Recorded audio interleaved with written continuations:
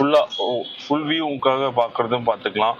அடுத்து பார்த்தீங்கன்னா உங்களுக்கு அப்பர் பொசிஷன்லேருந்து ஃப்ரண்ட் பார்த்தா எப்படி இருக்கும், முன்னாடி என்னென்ன அப்டிக்கல் இருக்கு எல்லாமே சேஞ்சஸ் பார்த்துக்கலாம் நீங்கள். இது காரோட 360 வியூ. ஓகே. காரோட 360 வியூ ஃப்ரண்ட் சைடு எல்லாமே நீங்கள் வந்து ரொட்டேட் பண்ணி பார்த்துக்கலாம். Okay sir. உங்களுக்கு வந்து கேமராஸ்ல இவ்வளவு ஃபீச்சர்ஸ் இருக்கு. ஆமா, இப்போ இந்த வாட்டி நிறைய ஃபீச்சர்ஸ் கொடுத்துருக்காங்க கேமரால உங்களுக்கு. இப்போ ஃப்ரண்ட் எப்படி பார்த்தோமோ வீல் எப்படி பொசிஷன் இருக்கோ அதே மாதிரி ரியர் வீல் எந்த சைடு இருக்கு அப்படிங்கிற பொசிஷன் இதுலயே நீங்க பார்த்துக்கலாம். ப்ளஸ் அது இல்லாமல் உங்களுக்கு அப்பர் பொசிஷன்ல இருந்து பார்த்தா பேக் சைடு எப்படி இருக்குங்கிறது எனக்கு வியூ. உங்களுக்கு நம்ம வீல் டர்னிங் எப்படி பண்றோம் அதுக்கேற்ற மாதிரி உங்களோட இது வரும், உங்களுக்கு எந்த சைடு போவீங்க அப்படிங்கிற மாதிரி.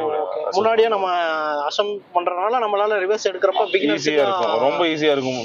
இந்த வண்டி பெரிய வண்டி என்ன அப்படின்னா அதுக்கேற்ற மாதிரி உங்களுக்கு எல்லா ஃபங்க்ஷன்ஸுமே உள்ள கொடுத்துருக்காங்க. இப்போ இதை தவிர்த்து இன்ஃபோடெயின்மெண்ட்ல நம்ம என்னென்ன தெரிஞ்சுக்கலாம் சார் இதெல்லாம்? இன்ஃபோடெயின்மெண்ட் பொறுத்த வரைக்கும் பாத்தீங்கன்னா உங்களுக்கு ஓவராலா 360 வியூ பாக்குறதுக்கான மட்டும் இல்லாம உங்களுக்கு இதுல வந்து blue link, ADAS functions on பண்றது, அந்த மாதிரி ஆப்ஷன்ஸ் எல்லாமே நீங்க இந்த சென்டர் கன்சோல் யூஸ் பண்ணிக்கலாம் உங்களுக்கு.